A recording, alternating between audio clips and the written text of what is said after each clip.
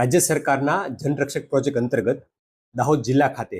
25 જેટલી ગાડીઓ, જેમાં 14 જેટલી ગાડીઓ હાલમાં ગાંધીનગરથી ફાળવવામાં આવી છે અને અન્ય ગાડીઓ છે લોકલ પોલીસ જે પીસીઆર વાન છે એને કન્વર્ટ કરવામાં આવે છે. આ જનરક્ષક પ્રોજેક્ટનો હેતુ એ પ્રકારનો છે કે જનરક્ષક 112 નંબર, આ 12 નંબર છે, 112 નંબર એ યુનિફોર્મ રહેશે અને 112 નંબરની અંદર હાલમાં જે અલગ અલગ સેવાઓ છે, જેમ કે પોલીસની સેવા 100 નંબર, એમ્બ્યુલન્સની સેવા 108 નંબર, ફાયર બ્રિગેડની સેવા 101 નંબર, મહિલા helpline 181 number, child helpline 1098, disaster helpline 10 number, આ અલગ અલગ જે સેવાઓ છે 100, 101, 108, 181, 1098, 10, આ તમામ સેવાઓને માત્ર એક જ નંબર 112 થકી આવરી લેવામાં આવેલ છે અને 112 નંબરમાં કોલ કરવાથી